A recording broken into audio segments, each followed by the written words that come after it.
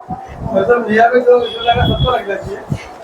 देखो यहाँ पे अभी हम लोग जो यूनिवर्सिटी के एग्जाम में क्वेश्चन नंबर 2 जो आया था, ठीक है, कॉस्ट अकाउंटिंग में पेपर में, जो अभी रिसेंटली पेपर हुआ था अक्टूबर में, वो हम लोग सम सॉल्व करने वाले हैं। तो यहाँ पर आपको 20 मार्क का एस्टिमेटेड कॉस्ट शीट पूछा था, और करके 20 मार्क का अपने को नॉर्मल कॉस्ट शीट पूछा था, मतलब दोनों कॉस्ट शीट ही पूछा था। यहाँ पे देखने सम भेजे ग्रुप में, भेजो उसके पास में। ये देखो यहाँ पर हम लोग को एस्टिमेटेड कॉस्ट शीट पूछा है, लिखा है ESSR limited furnish to the following information for the year ended 31 March 2023 दिया हुआ है। प्रोडक्शन एंड सेल्स दिया है, 20,000 यूनिट्स हमने प्रोड्यूस किया और सेल किया, उसके कॉस्ट दिए है, सेलिंग प्राइस दिया है 80 लाख है, डायरेक्ट मटेरियल 30 लाख है, डायरेक्ट वेजेस 10 लाख है, डायरेक्ट एक्सपेंसेस 5 लाख है, फैक्ट्री ओवरहेड 7,50,000 है, एडमिनिस्ट्रेटिव ओवरहेड 12,50,000 और सेल्स ओवरहेड कितना है 10 लाख है।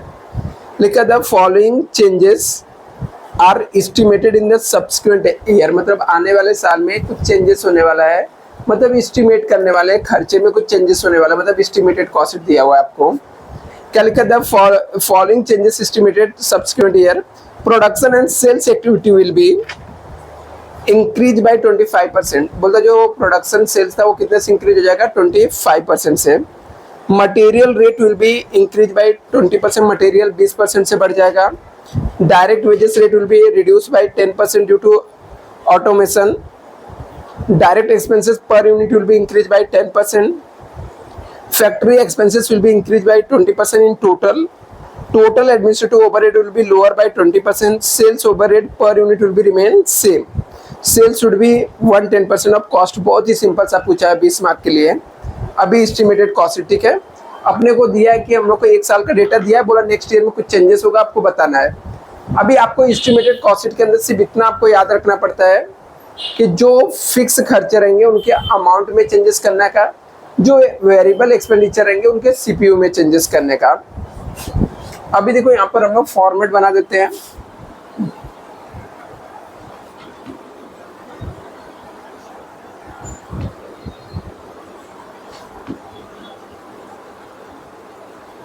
चलो ये मान लेते हैं हम लोग का एस्टिमेटेड है और ये नॉर्मल है। अभी इसमें भी 2 ही कॉलम चलेगा, ठीक है, क्योंकि बहुत ज़्यादा डेटा नहीं दिया है। तो कॉस्ट शीट हो जाएगा, तो ये इसका फॉर्मेट है क्या? हाँ प्रॉपर, हाँ, एस्टिमेटेड के लिए।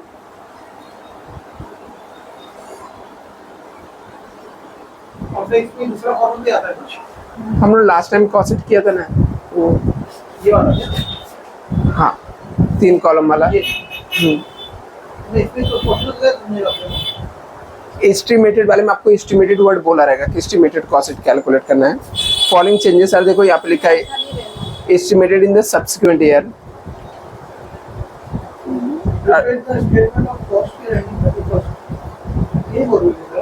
नहीं देखो, हाँ एस्टिमेटेड, जब एस्टिमेटेड वर्ड आएगा तो समझ जाना कि एस्टिमेटेड कॉस्ट।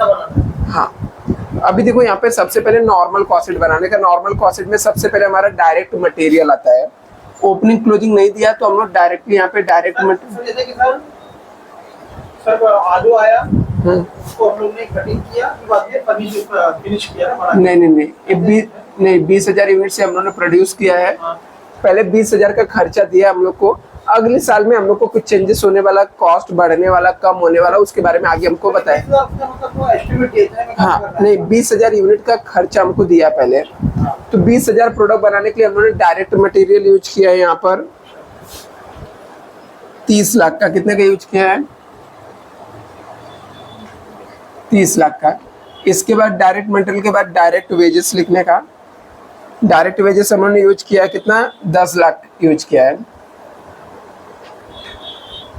इसके बाद डायरेक्ट एक्सपेंस हम लोग यहाँ पे देखेंगे कितना डायरेक्ट एक्सपेंस 5 लाख है। ये सब का टोटल मारेंगे 45 लाख आएगा। इसको हम लोग प्राइम कॉस्ट बोलते हैं। इसके बाद इसको ऐड करने का ऐड, इसमें फैक्ट्री का खर्चा ऐड हो जाएगा, फैक्ट्री ओवरहेड। फैक्ट्री का खर्चा आपको दिया हुआ है यहाँ पर 7,50,000, नहीं, हाँ 7,50,000 दिया है। इसको ऐड कर दो तो हमको वर्क कॉस्ट मिल जाता है, तो 52,50,000 आ जाएगा। इसके बाद इसमें ऐड करने का ऑफिस के खर्चे, ऑफिस एंड एडमिनिस्ट्रेटिव ओवरहेड,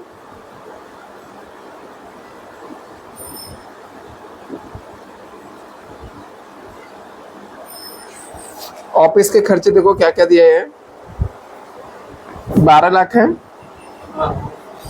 12,50,000 है।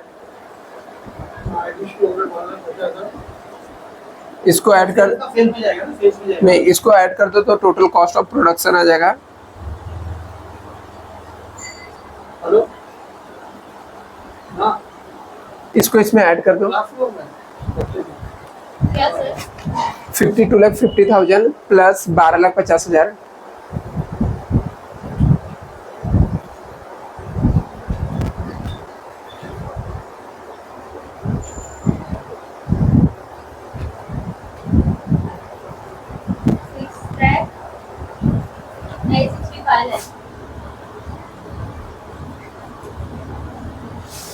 इसमें ऐड करने का add selling and distribution overhead,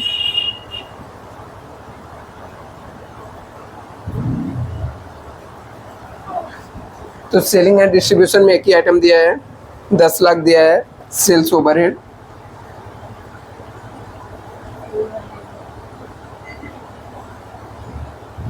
इसको ऐड कर देंगे 75 लाख हो जाएगा। टोटल कॉस्ट आएगा, इसमें ऐड करने का प्रॉफिट और फिर आपका सेल्स आ जाएगा। अभी देखो, हाँ इसका सेल्स हमको 80 लाख दिया था, यहाँ पे 80 लाख लिख देंगे। 80 लाख में से 75 लाख माइनस करेंगे तो यहाँ पे कितना आ जाएगा, 5 लाख आ जाएगा। क्या बोले बैठो, कॉस्ट है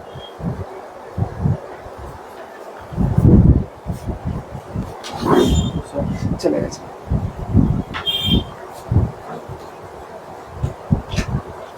एफए में भी केटी था आपको? नहीं, सिर्फ कॉस्ट में ही। कॉस्ट का आपने लेक्चर अटेंड किया था? एक भी नहीं, आज फर्स्ट लेक्चर अटेंड करें। आप लेक्चर करें 9 बजे चलेगा।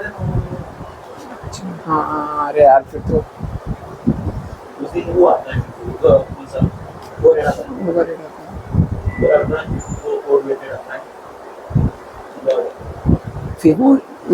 फीको और वेटेज और ओवरहेड आता है। कॉस्ट आना, अरे नहीं तब फिर महंगा है। अभी क्या करें यार, लास्ट मोमेंट पे भी बहुत ज़्यादा हो भी नहीं पाएगा। ये देखो हम लोग को जो भी प्राइम कॉस्ट के आइटम थे सबसे पहले लिख दिया। प्राइम कॉस्ट में direct material, direct wages, direct expense होता है, इसको ऐड किया प्राइम कॉस्ट होता है। उसमें हम लोग फैक्ट्री के खर्चे ऐड करते तो वर्क कॉस्ट आता है। उसमें ऑफिस के खर्चे ऐड करते तो ऑफिस एंड एडमिनिस्ट्रेटिव ओवरहेड जो आता है टोटल कॉस्ट ऑफ प्रोडक्शन उसको बोलते हैं। इसमें सेलिंग के खर्चे ऐड करने का टोटल कॉस्ट आया। फिर उसमें अपना प्रॉफिट ऐड करने का सेल्स आता। सेल्स हमको 80 लाख दिया था, लिख दिया मैंने। इसमें से 75 लाख टोटल कॉस्ट आया था, तो टोटल कॉस्ट में से 80 लाख माइनस कर दिया तो 5 लाख हमारा क्या हो जाएगा, प्रॉफिट। अभी सबका सीपीयू निकालने का, सीपीयू निकालने का फॉर्मूला रहता है 1/20,000। कैलकुलेटर में लिखने का 1/20,000 इंटू करने का और एक एक अमाउंट लिख के इक्वल टू दबाते जाने का। अदरवाइज आपको क्या करना पड़ेगा, हर एक अमाउंट को 20-20 हजार से डिवाइड करने का, तो सीपीयू आपको मिल जाएगा। आपने सर वो तीनों भी ऐड किया तो 45 रहेगा। हाँ, उसके बाद 75 लिखा सर 750,000 ये इसके बाद क्या करना है, वो एक्सेप्ट करके उसको मल्टीप्लाई बोलते हैं। अच्छा ठीक है, हाँ भाई हाँ 1/20,000 इंटू हाँ अमाउंट लिख 30 लाख इक्वल टू दबाने का। सर आपको सर आपने सब सब कुछ सर आपने सभी प्लस किया है, माइनस नहीं किया उसमें। अगर माइनस करें तो बाय डिफॉल्ट को कॉमा वो क्लोजिंग ब्लैक है ब्रैकेट है जो कर कितना है को पढ़ाना भी ना मेरे सेशन है। एक चीज को कैलकुलेट करके 10 घंटा आप तो बताइए पक्का मुझे कैलकुलेटर वो करके एक्सेल वो हाँ। वो करना है ना। हाँ। हाँ तो 150 आ रहा है। What?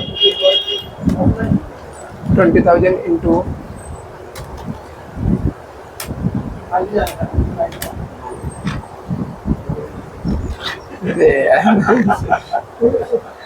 देखो 150 इसका सीपीयू आ जाएगा।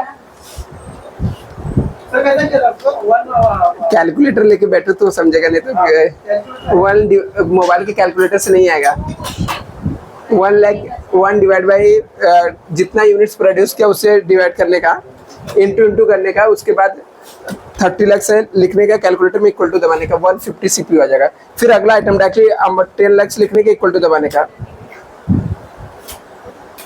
डायरेक्टली लिखने का और इक्वल टू दबाते जाने का। फिर 5 लाख लिखने का इक्वल टू दबाने का। कितना है 50 है नहीं 1 डिवाइड बाई 20,000 करो इंटू नहीं आप डिवाइड कर रहे हो गलत।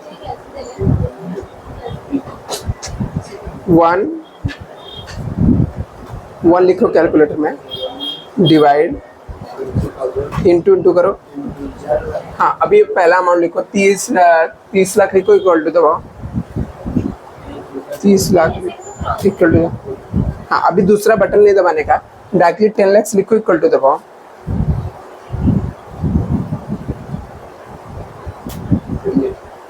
फिफ्टी है। फिर ऐसे 5 लाख लिखने का इक्वल टू दबाने का 25 आ जाएगा। 45 लाख लिखने का इक्वल टू दबाने का 225 आ जाएगा। 7,50,000 लिखने का 37.5 आएगा।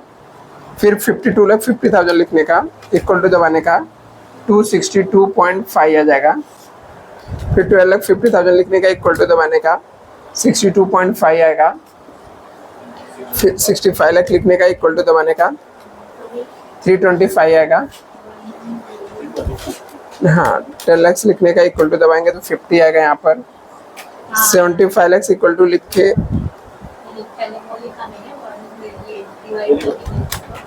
5 लाख लिखेंगे इक्वल टू दबाएंगे तो 25 आएगा। 80 लाख लिख के इक्वल टू दबाएंगे तो 400 आ जाएगा। तो ये हमारा नॉर्मल कॉस्ट बन के रेडी हो जाएगा। इसके बाद हम लोग क्या करेंगे, वेटेज बनाएंगे, सॉरी एस्टिमेटेड कॉस्ट बनाएंगे।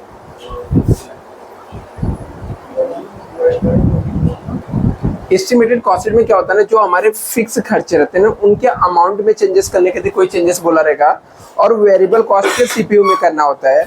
वेरिएबल कॉस्ट मतलब क्या, जिसके विदाउट प्रोडक्ट बन नहीं सकता है, और जिसको बनाने के लिए जितना प्रोडक्ट बनाना है मुझे उतना चीज़ें यूज होती है, जैसे मटेरियल, लेबर हो गया, एक्सपेंस हो गया, ये सब चीज़ें।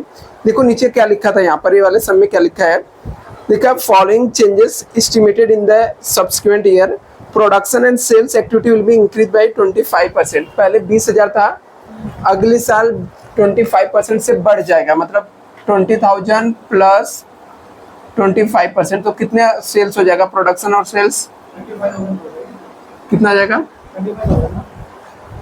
25,000 ना। अभी देखो नेक्स्ट ईयर में हम लोग को 25,000 यूनिट्स बनाना है और सेल करना है। अभी यहाँ पे लिखा है material rate will be increase by 20%, बोलता है मटेरियल का रेट जो है ना 20% से बढ़ जाएगा। पहले मटेरियल 150 रुपये मिलता था, अगले साल 150 में प्लस, सॉरी 150 में प्लस हो जाएगा कितना परसेंट, 20%, मतलब 20% से बढ़ जाएगा। ठीक है, ये यहाँ पर मैं आपको समझाने के लिए सिर्फ लिख रहा हूँ। ठीक है, हाँ 150 प्लस 20%, तो मतलब इसका प्राइस बढ़ के कितना हो जाएगा, 180 रुपये एक यूनिट का प्राइस हो जाएगा। मतलब एक यूनिट पकड़ लो या 1 केजी पकड़ लो, ठीक है, उसका प्राइस कितना हो जाएगा 180। तो 180 इंटू 25,000 करने का 45 लाख आ जाएगा, यहाँ पे लिख देने का। उसने बोला मटेरियल का कॉस्ट जो है ना वो अगले साल बढ़ जाएगा था कितने से 20% से, पहले 150 था अभी 20% से बढ़ जाएगा, तो एक यूनिट का प्राइस कितना आ जाएगा 180 है, 180 इंटू 25,000 करने का तो कितना आ जाएगा। उसका अमाउंट आ जाएगा। हाँ, नेक्स्ट ऐसे लिखा है कि मटेरियल रेट हो गया, direct wages rate would be reduce by 10% due to automation. जो लेबर है ना इसका प्राइस 50% से कम, सॉरी 10% से कम हो जाएगा, तो लेस करने का 10%, 50 रुपये था माइनस 10% 45 आ जाएगा, कितना आ जाएगा 45। एक यूनिट का प्राइस 45 है और हमने कितना 25,000 बनाया, तो 25,000 इंटू 45 कर देने का 11,25,000। तो वेजेस माइनस करना है तो नहीं माइनस नहीं करना, उसका प्राइस कम हो रहा है, मतलब हाँ कभी मतलब उसका खर्चा पहले लेबर को हम लोग जितना देते हैं। ये क्वेश्चन में जो बोला है हाँ। माइनस हो रहा है। हाँ उसने बोला कि रिड्यूस हो गया है, लेबर का जो खर्चा है वो 10% से क्या हो गया रिड्यूस हो गया पर यूनिट पे। तो थोड़ा माइनस कर दो। तो पहले 50 रुपये हम लोग देते थे, 10% से कम हो गया, मतलब 45 रुपीज देना पड़ेगा एक यूनिट पे। 45 इंटू अभी हम लोगों ने इस साल में 25,000 बनाया तो 45 इंटू 25 करके 25,000 से करके हम लोग अमाउंट लिख दे रहे हैं। आगे लिखा डायरेक्ट एक्सपेंसेस पर unit will be increase by 10%। Direct expense जो है ना वो 10% से क्या हो गया इंक्रीज हो गया, ठीक है। हाँ पहले था 25, अभी 35 नहीं होगा, 25 था प्लस 10% हो गया 27.5 आ जाएगा। अभी 27.5 इंटू 25,000 करने का, नहीं सर मतलब सर ये एडवांस होता रहेगा ना। वो जैसा समय बोलेगा वैसा होगा। 6,87,500 वो इस्टीमेट का मतलब होता है खर्चा के बारे में समय आपको बताया रहेगा कि अगले जैसे मान लो मेरा क्लास का रेंट है तो अगले साल इसका रेंट बढ़ भी सकता है कम भी हो सकता है, तो जैसा समय बोला रहेगा कि 10% से बढ़ गया तो मैं 10% से बढ़ा दूंगा, कम होने के लिए बोला रहेगा तो कम कर देने का। अभी ये सब हम लोग टोटल मान लेंगे 45 lakh plus 11,25,000 plus 6,87,500 63 lakh. Next यहाँ पे क्या है, इंक्रीज है ना। सेकंड वाला इंक्रीज है बोला। आपके माइनस नहीं बच्चा, और सेकंड वाले मटेरियल के बारे में बोला, आगे भी तो पर सिर्फ इंक्रीज डिक्रीज ही दिख रहा है तुझे। क्या लिखा मटेरियल के बारे में बोला ना, मटेरियल इंक्रीज बोला ना, हाँ इंक्रीज हुआ। मैंने इंक्रीज ही किया बच्चा, देखिए इसको मटेरियल बोल, सेकंड वाली बात कर रहे हैं लेकिन सेकंड वाली अरे सेकंड वाला ही मटेरियल बोला है। नहीं सर सर आप क्वेश्चन में देखो वो एक्चुअली आपका बराबर है सर, आपने जो माइनस करना है माइनस वाला बताओ, सेकंड वाला बताओ। सेकंड मतलब इसमें थर्ड वाला एडजस्टमेंट है ना, मैं वही तो बोल रहा हूँ डायरेक्ट वेजेस ना। डायरेक्ट वेजेस थर्ड वाला एडजस्टमेंट है, थर्ड वाले में डिक्रीज बोला, इंक्रीज कहाँ बोला है। हाँ तो वही तो मैं वो मटेरियल किधर गया। ये मटेरियल इसको मटेरियल बोलते, जाने दो भाई तुम लोग ठीक है, यहाँ पे देखो अच्छा जाने दो, नो कमेंट, ठीक है ज्यादा कुछ किसी को क्रॉस नहीं करना है। नहीं, वो आ जाएगा ठीक है, इसको हम लोग बाद में डिवाइड करेंगे तो आ जाएगा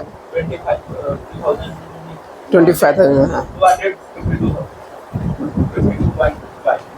252.5 चलो ठीक है। अभी देखो यहाँ पे क्या लिखा है, डायरेक्ट एक्सपेंसेस का हो गया है, factory expenses will be increase by 20% in total में इंक्रीज होगा, ठीक है। यहाँ पे पर यूनिट में नहीं बोला, किसमें टोटल में बोल रहा है, तो टोटल मतलब इसका ए है, ठीक है, सॉरी ए है 7,50,000 है, ठीक है। से टोटल फैक्ट्री ओवरहेड के टोटल में 20% बढ़ जाएगा, तो 7,50,000 टोटल था प्लस 20%, तो 7,50,000 प्लस 20 9 लाख आ जाएगा। 9 लाख इसको ऐड कर देंगे इसके अंदर,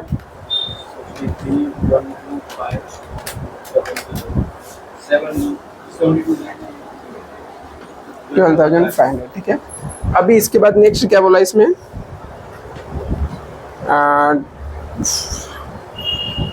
total administrative overhead will be lower by 20%। जो एडमिनिस्ट्रेटिव ओवरहेड है ना 12,50,000, हाँ रिड्यूस हो रहा है टोटल में, ठीक है। तो हम लोग माइनस कर देंगे 12,50,000 माइनस 20%, तो 10 लाख आ जाएगा।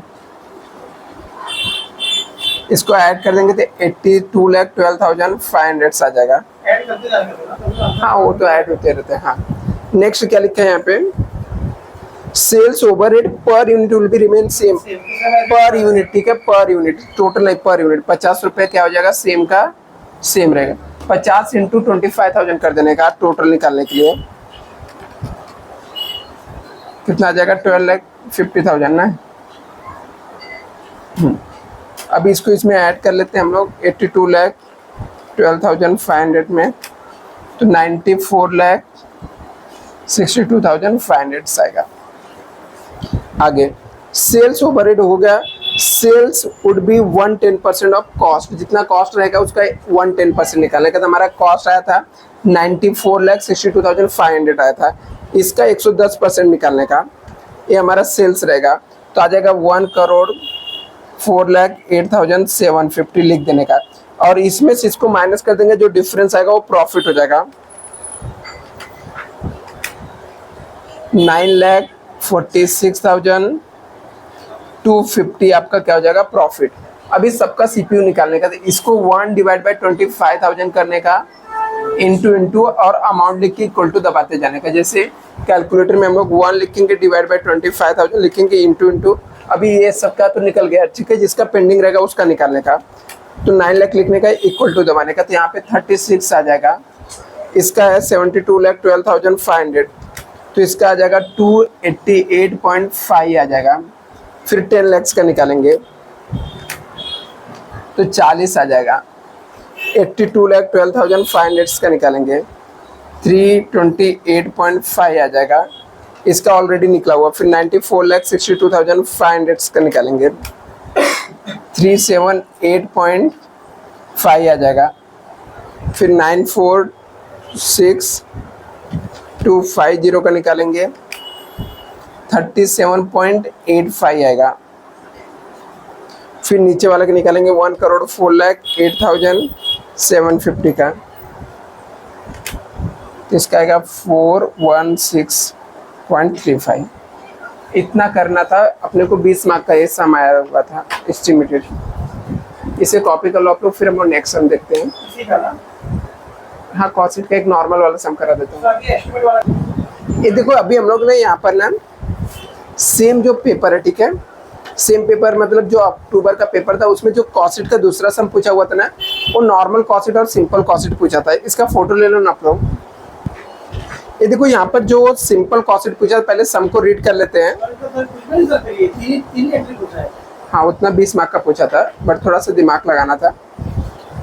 लिखा Mrs Naina manufacturing company manufacture 2 types of product s and T. बोलता है कंपनी 2 टाइप्स के प्रोडक्ट बनाती है, एक एस और दूसरा कौन सा, टी है। The information for the year ended 31 March 2024 as under दिया है। डायरेक्ट मटेरियल सबका पर यूनिट का कॉस्ट दिया, हमको मल्टीप्लाई करके लिखना पड़ेगा कि जितना यूनिट्स रहेगा उससे मल्टीप्लाई करके लिखना पड़ेगा। हाँ सेकंड पेज पे है ना।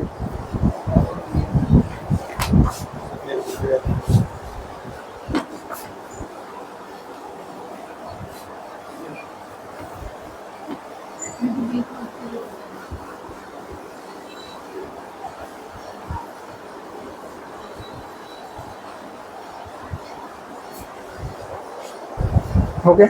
ग्रेजुएशन कर रहे हो ना, वो 5वीं 6वीं क्वेश्चन पूछेगा। देखो यहाँ पे लिखा कि ये मैन्युफैक्चरिंग जो कंपनी, इसके पास 2 प्रोडक्ट थे। एक प्रोडक्ट का नाम एस था, दूसरे का नाम क्या था, टी था। डायरेक्ट मटेरियल दिया बच्चा, ये प्राइम कॉस्ट में जाता है। डायरेक्ट लेबर प्राइम कॉस्ट में जाता है, डायरेक्ट एक्सपेंसेस प्राइम कॉस्ट में। बट ये सब क्या ना, सबका पर यूनिट का कॉस्ट दिया है। तो जे एक यूनिट पर यूनिट मतलब पर यूनिट का कॉस्ट दिया है। तो अभी हमको हर एक का मतलब जितना यूनिट्स हम लोग प्रोड्यूस किए रहेंगे ना, उससे हमको मल्टीप्लाई करके लिखना रहेगा, ठीक है। जितना यूनिट्स दिया रहेगा उससे हमको मल्टीप्लाई करके लिखना रहेगा। एडिशनल इंफॉर्मेशन में आपको फैक्ट्री एक्सपेंसेस दिया है और charges at 25% of prime cost. बोलता है फैक्ट्री के जो खर्चे रहेंगे ना 25% लेना है आपको, प्राइम कॉस्ट जो आएगा उसका 25% ले लेना है। Office expenses are charges 30% of work cost का ले लेना है। आगे लिखा है यहाँ पे थर्ड वाले एडजस्टमेंट में 3000 units of product s are produce of which 2500 units are sold and 6000 units of product t were produce of which 5400 units were sold. मतलब क्या एक में 3000 यूनिट्स उसने बनाया और 2500 क्या कर दिया, सोल्ड कर दिया। ठीक है, प्रोड्यूस इतना किया, सोल्ड इतना किया, तो 500 क्या हो गया, बच गया क्लोजिंग स्टॉक। और दूसरे वाले में क्या है, 6000 यूनिट्स प्रोड्यूस किया उसने, यस था टी, और इसमें से वो 5400 बेच दिया, तो 600 क्या हो गया, क्लोजिंग स्टॉक बच गया। ये आपको डेटा दिया हुआ, ठीक है, यूनिट्स का डेटा दिया हुआ है। लिखा है कि 3000 units produce product s were product which 2500 units are sold, जिसमें से 2500 यूनिट्स हम लोगों ने क्या कर दिया, सोल्ड कर दिया। And 6000 units were product t were produce which 5400 units हम लोगों ने क्या कर दिया, सोल्ड कर दिया। Selling expenses are ₹12 per units of product s and 20 per units of t का दिया हुआ है। Company charges 20% profit on sales product x and 25% of product t. बहुत ही सिंपल सा सम पूछा गया था। अभी इसको देखो कैसे सॉल्व करना है आपको। कोई हमको कॉस्ट शीट बनाना था।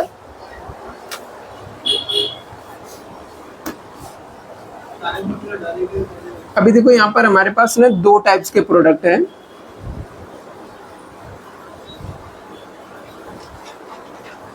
एक आपको दिया था, प्रोडक्ट का नाम क्या है, यस है। एक प्रोडक्ट का नाम है यस, प्रोडक्ट यस, ठीक है, जिसमें प्रोड्यूस किया था उसने 3000 यूनिट्स बनाया था। यहाँ पे ऊपर लिखता हूँ प्रोड्यूस किया, जिसमें कितना, 3000 प्रोड्यूस किया एंड सोल्ड 2500। ये थर्ड वाले एडजस्टमेंट में लिखा है। दूसरा जो है प्रोडक्ट एस के बारे में, दूसरा प्रोडक्ट का नाम क्या था, प्रोडक्ट टी। इसमें प्रोड्यूस उसने किया था 6000 बनाया था, 6000 यूनिट्स बनाया था और सोल्ड किया उसमें 5400। ठीक है, एक कॉस्ट शीट है हमारा, पर्टिकुलर्स रहेगा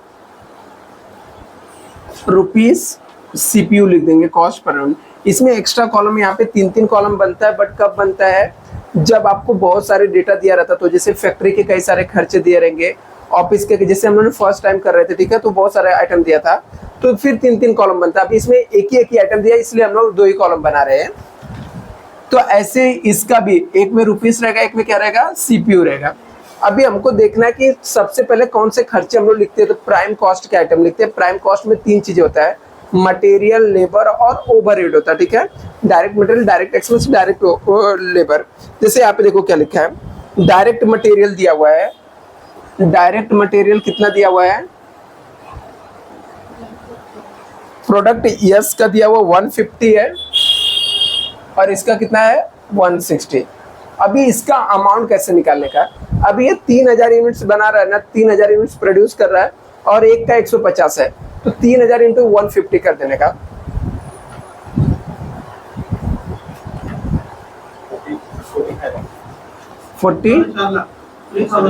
हाँ, 4.5 लाख। ऐसे ही 160 रुपए इसका एक का है, 6000 यूनिट्स बना रहे हैं,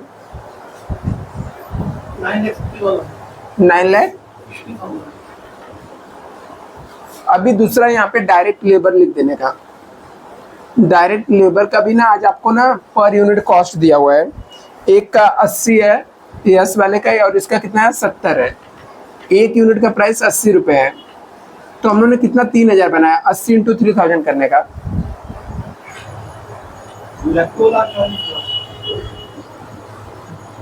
और 70 इंटू 6000 करने का।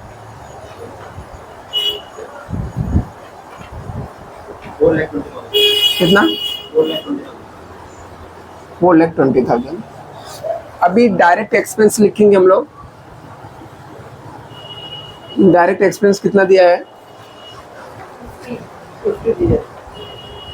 50 और 90 दिया है।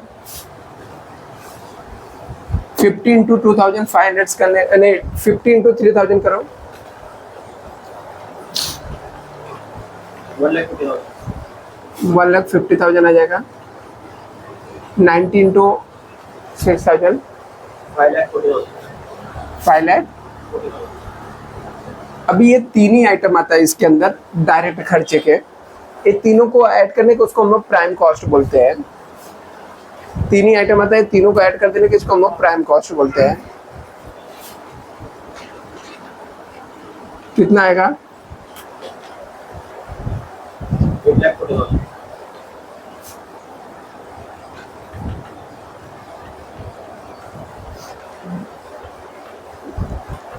280,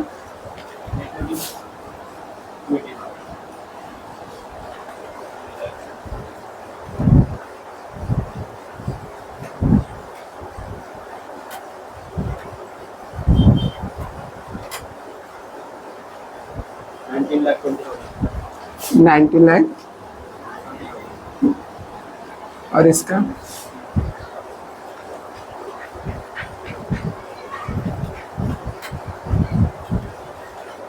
320,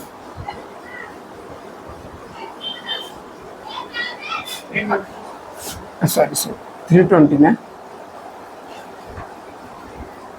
अभी इसमें ऐड करने का ऐड फैक्ट्री ओवरहेड। तो फैक्ट्री ओवरहेड के बारे में एडजस्टमेंट में बोला है factory expenses are charges 25% of prime cost. तो ये आपका प्राइम कॉस्ट है 8,40,000, इसका 25% निकालने का।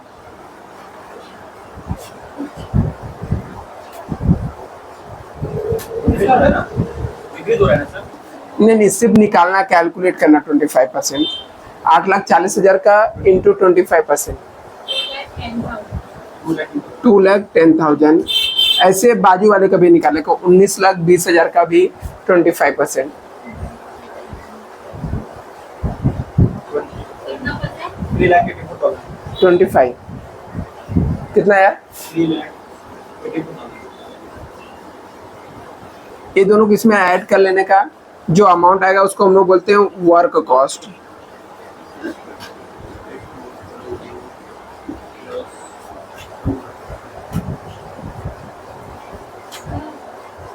टेन लाख 50,000। इसका क्या? वो प्राइम कॉस्ट का उससे उसको करना है ना। इंटू नहीं 25% निकालना परसेंट। हाँ तो वही बोल रही हूँ।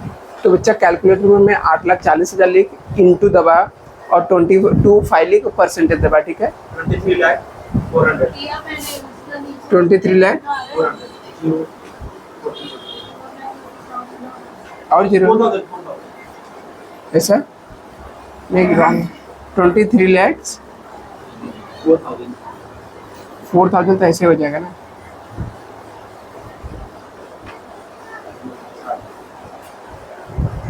सर इसका ना 4,80,000 आ रहा है।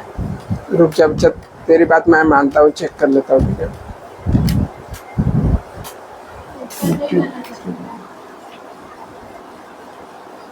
कौन सा बोल रहे तुम? वो उसके ऊपर वाला जो आपने लिखा, ए वो उसके नीचे वाला। हाँ उसको 25 डिवाइड करना था ना। नहीं 25% निकालना था। हाँ वही किया परसेंटेज। 19,20,000 का 25%, 4,80,000। 20% निकाला मैंने। हाँ तो ये 25% है ना, तो 4,80,000 आएगा। तो 19,20,000 प्लस 4,80,000 24 लाख हो जाएगा। 25% बोला है ना ऑफिस? हम्म। 30% बोला है। अभी बोला office expenses are charges 30% of work cost, मतलब वर्क कॉस्ट आया, इसका 30% निकाल के ऐड करने का। Add office and administrative overhead,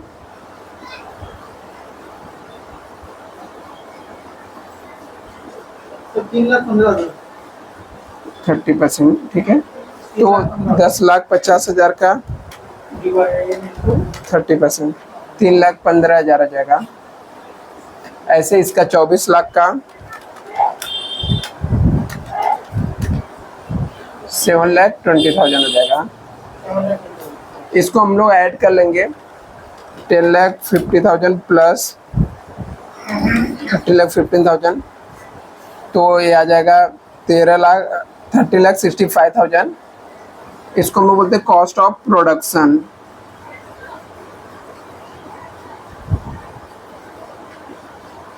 और यहाँ पे आ जाएगा 24 लाख प्लस 7 लाख 20,000, 31,20,000। अभी इसमें ना ऐड करने का opening stock, but opening stock हमको दिया नहीं है। Opening stock of finish goods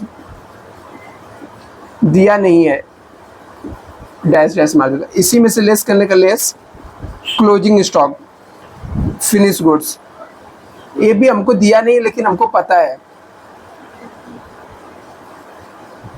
कैसे पता है? हमको बोला कि हमने 3,000 यूनिट्स बनाया था, उसमें से 2,500 बेचा, तो इसका मतलब 500 हमारे पास क्या है, बचा हुआ है। वो क्या हो जाएगा, क्लोजिंग स्टॉक रहेगा। ये तो यस का हो गया।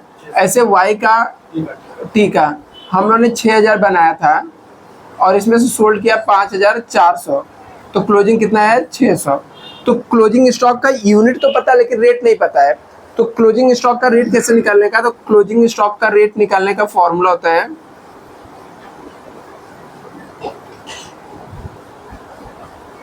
Cost of production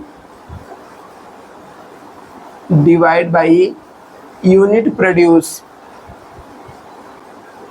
cost of production मतलब क्या, हमारे पास कॉस्ट ऑफ प्रोडक्शन कितना है। पहले मैं यस का निकालता हूँ, वाई का। तो यस का हमारा था 13,65,000। इसमें यूनिट प्रोड्यूस कितना किया था हमने, 3,000 किया था, 3,000 किया था। और टी वाले में हम लोग का कॉस्ट ऑफ प्रोडक्शन है 31,20,000। इसमें हम लोगों ने प्रोड्यूस किया था 6,000। देखो रेट कितना आता है, 4। और बाजू में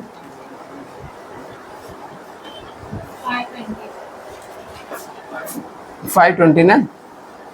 अभी देखो, तो अभी इसमें क्या करने का, यहाँ पर 500 यूनिट बचा है, ठीक है। ए वाले में 500 यूनिट बचा है, फर्स्ट वाले में। क्यों? 3,000 हम लोग ने प्रोड्यूस किया तो 2,500 सोल्ड कर दिया, कितना बचा, 500।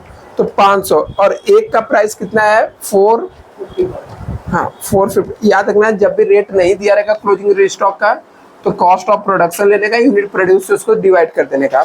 तो 500 इंटू 455, तो ये आ जाएगा हमारा 2,27,500। ये माइनस में आएगा। ऐसे दूसरे वाले का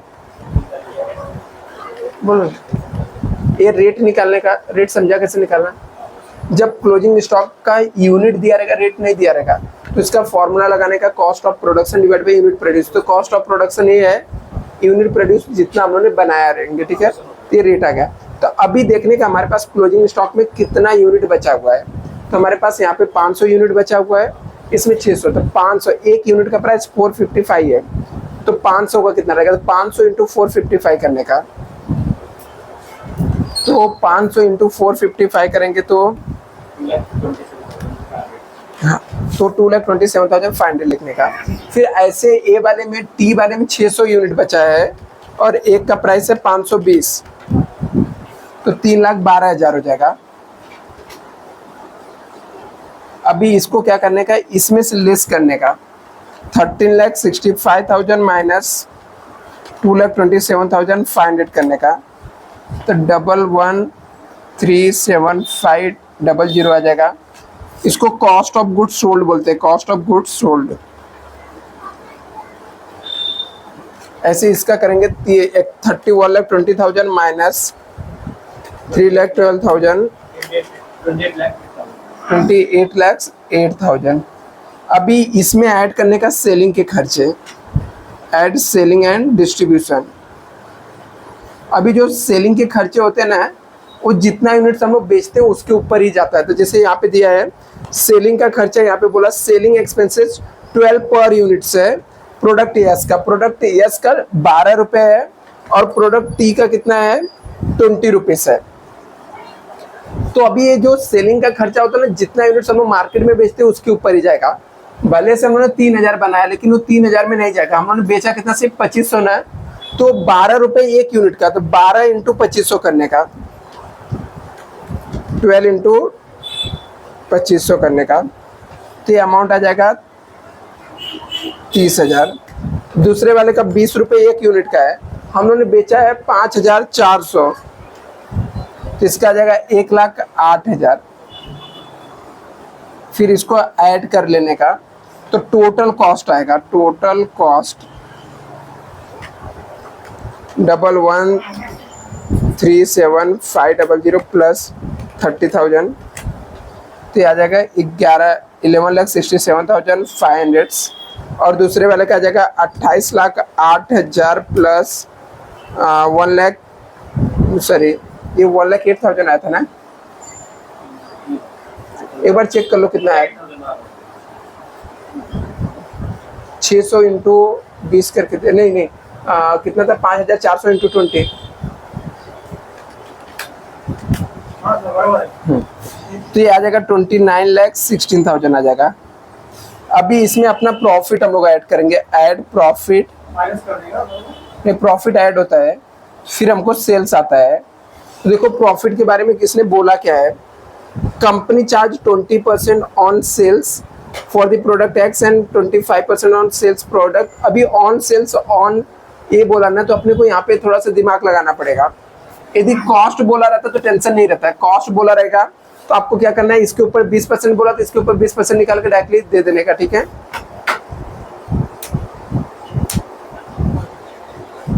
ये देखो यहाँ पे क्या लिखा है, प्रॉफिट के बारे में उसने क्या बोला था, company charges profit 20% on sales बोला। यदि ऑन कॉस्ट बोला रहेगा तो आपको कोई टेंशन नहीं रहेगा, ठीक है। ऑन कॉस्ट बोला तो इसके ऊपर निकालने का 20% और डायरेक्टली लिख देने का यहाँ पे, ठीक है। ऑन कॉस्ट बोला तो हमारा कॉस्ट है, इसके ऊपर जितना % प्रॉफिट बोला रहेगा निकालने का और लिखकर डायरेक्टली इसमें ऐड करके लिख देने का। बट यदि ऑन सेल्स बोला तो ऐसे लिखने का, cost plus profit equal to sales होता है। ऑन सेल्स बोला तो सेल्स को 100% मानने का, 20% प्रॉफिट बोला इसका मतलब कॉस्ट कितना रहेगा, 80% रहेगा। तो अभी हम लोग किसका निकालते हैं, पहले ईयर्स का निकालते हैं। तो ईयर्स का कॉस्ट कितना है, 11,67,000, 11,67,500। इसका मुझे प्रॉफिट चाहिए ना, तो प्रॉफिट के सामने एक्स लिखने का, क्रॉस मल्टीप्लिकेशन करने का। 11,67,500 इंटू 20 डिवाइड बाई 80 करो तो देखो प्रॉफिट इसका आ जाएगा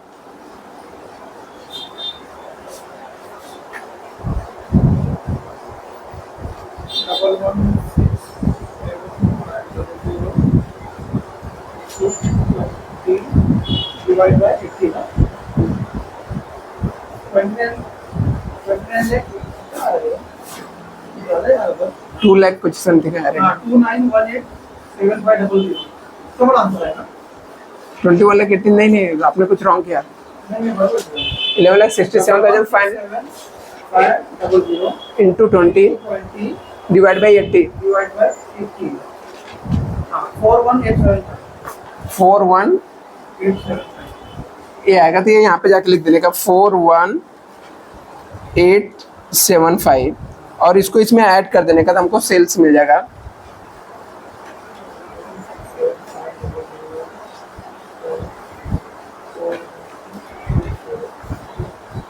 11,71,675 बराबर है। ऐसे हमको इस साइड का निकालने का, ठीक है। अभी इसका भी निकालेंगे तो सेम यही फॉर्मूला यूज करेंगे।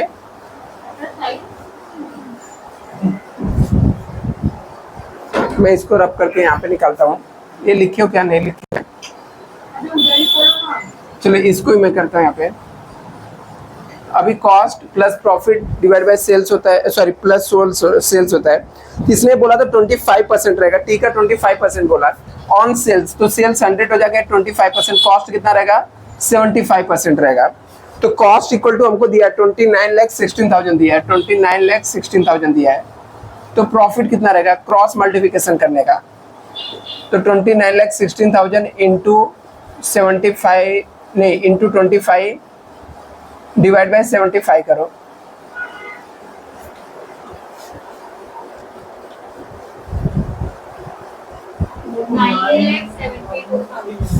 नाइन लाख, तो यहाँ पे लिखने का 9,72,000। इसको ऐड कर दो कितना आ जाएगा 29 लाख से 16,000 प्लस 7 लाख 9,72,000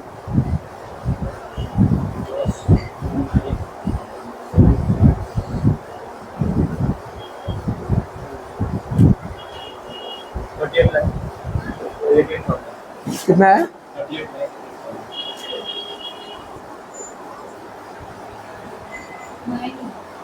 अभी इसके बाद देखो हम लोग क्या करेंगे, सबका ये निकालेंगे, सबका सीपीयू निकालना रहता है।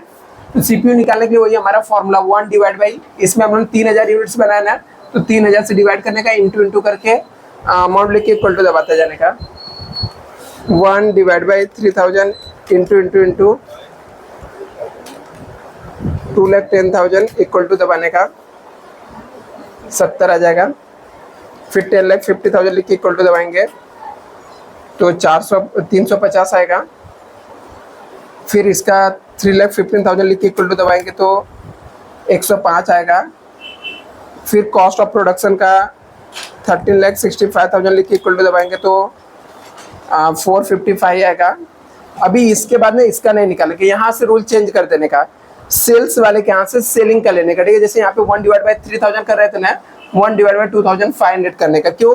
क्योंकि सेलिंग के खर्चे अलग है, मतलब हमारे पास प्रोडक्शन अलग है, सेल्स अलग है, सेम रहता, टेंशन नहीं रहता, बट अलग है तो फिर यहाँ से रूल चेंज हो जाएगा।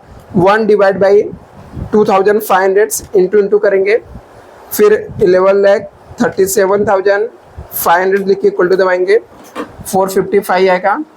इसका पहले से दिया था 11,67,500 आएगा 467। फिर इसका था 4,18,000, ये कुछ तो था ना, 4 लाख कितना आया था ये, 850 था क्या, जो भी रहा होगा निकाल लेना है इसका मैंने। अभी ऐसे उसका निकालने को 1 डिवाइड बाई 6,000 इंटू 4,80,000 लिखने का इक्वल टू दबाने का तो 80 आ जाएगा। 24 लाख लिख के इक्वल टू दबाएंगे तो 400 यहाँ पर आ जाएगा। 7,20,000 लिख के इक्वल टू दबाएंगे तो 120 आ जाएगा। फिर 31,20,000 लिख के इक्वल टू दबाएंगे तो 520 आ जाएगा।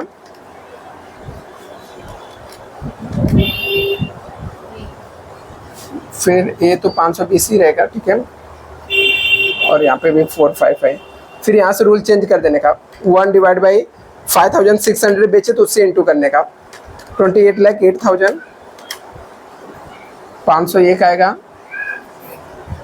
29,16,000 का 520 आ जाएगा। फिर 9,72,000 का 173 आ जाएगा। फिर ऐसे नीचे का जो था 38,88,000 का 694। मतलब ये सीपीयू उतना मैटर नहीं करता, आपका सम राइट रहेगा तो सीपीयू थोड़ा बहुत चेंजेस चलता है।